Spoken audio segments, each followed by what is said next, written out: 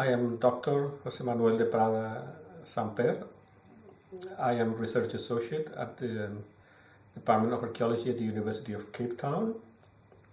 And I am essentially a folklorist, but what I do has connections with archaeology, especially rock art in the Olifants River and Karoo, Upper Karoo areas in Southern Africa, in the Western Cape and Northern Cape provinces.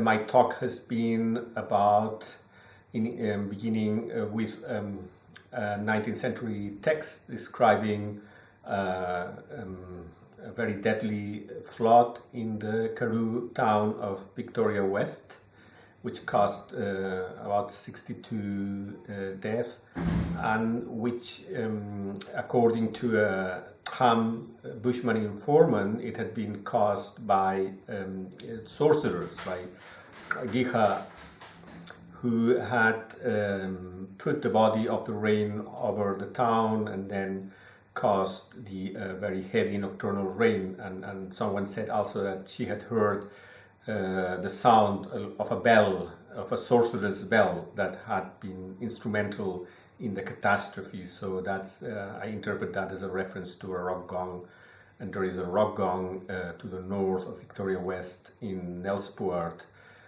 actually to the south of Victoria West, in Nelspruit, and that could have been the one meant by the storyteller, because we don't know of no gongs in Victoria West properly.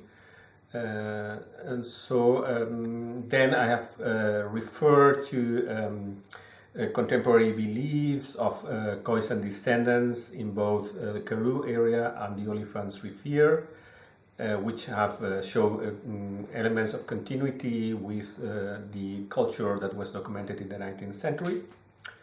The contemporary Afrikaans-speaking communities, rural communities in these areas, they believe in a kind of sorcery which is similar to the one documented in the older texts, and have similar beliefs about rain.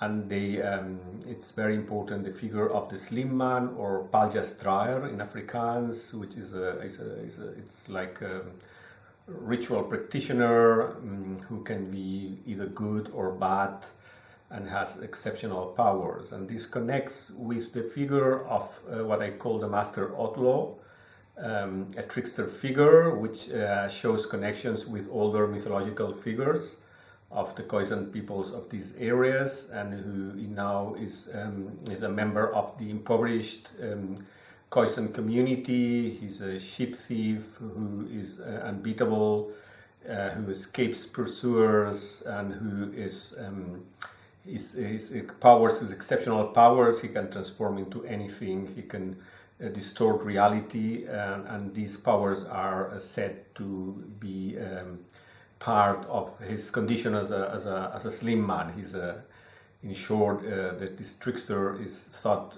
to be a slim man or a paljastraer, and I put that in connection with rock art made in colonial times, both in the Karoo and the Olifants River area, which show figures with exaggerated penis, and figures of people on horseback. That can be put in connection with this trickster, who is very often assimilated to a horse, and in connection with the sound of the hooves of the horses are actually mentioned in some of the stories, and also by the people. I mean, there was a fascination with horses from the local communities, and then they have this real dance, which is creolized kind of dance, mixing European and older Khoisan rhythms and forms. And this dance, one can argue, that was performed in the vicinity of shelters at some point.